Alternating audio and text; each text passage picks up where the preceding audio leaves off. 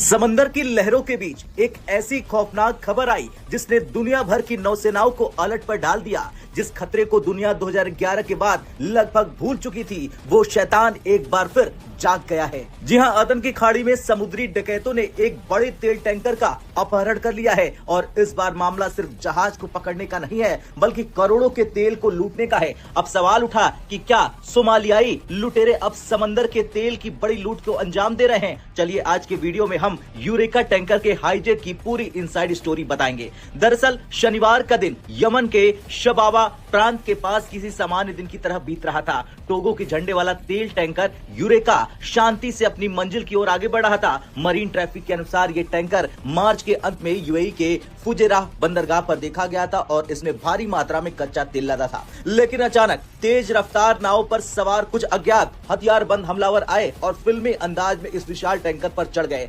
हमलावरों ने चालक दल को गन पॉइंट पर लिया और जहाज का रुख मोड़ दिया। हाईजैक के तुरंत बाद लुटेरों ने जहाज को सोमालिया के तट की ओर मोड़ दिया। ये सोमालियाई लुटेरों का पुराना और सबसे सफल तरीका रहा है, जहाज को अपने सुरक्षित ठिकानों पर ले जाना ताकि वहां से फिरौती या माल की लूट की जा सके। और एक्सपर्टों का भी मानना है कि इन लुटेरों की नजर टैंकर में मौजूद तेल पर है, क्योंकि अंतर्राष्ट्रीय बाजार में कच्चे तेल की बढ़ती कीमतों के बीच ये लिक्विड गोल्ड लुटेरों के लिए सबसे बड़ा खजाना है। अब खबर मिलते ही यमनी प्रशासन और कोस्ट गार्ड हरकत में आ गए। यमन के कोस्ट गार्ड ने आधिकारिक बयान में कहा कि उन्होंने तेल टैंकर की सटीक लोकेशन का पता लगा लिया है। टैंकर अब पूरी तरह उनकी निगरानी में है। कोस्ट गार्ड का कहना है कि उनकी पहली प्राथमिकता चालक दल की सुरक्षा है। यमनी प्रशासन अब अंतर्राष्ट्रीय सहयोग और यूरोपीय संघ के नौसैनिक मिशन ऑपरेशन अटलांटा के साथ मिलकर टैंकर को मुक्त कराने की रणनीति बना रहा है। दोस्तों, सोमालिया के तट पर 2000 के दशक में समुद्री लूट बहुत आम थी। 2011 में ये अपने चरम पर पहुंची, जब हर हफ्ते किसी न किसी जहाज के अपहरण की खबर आती थी।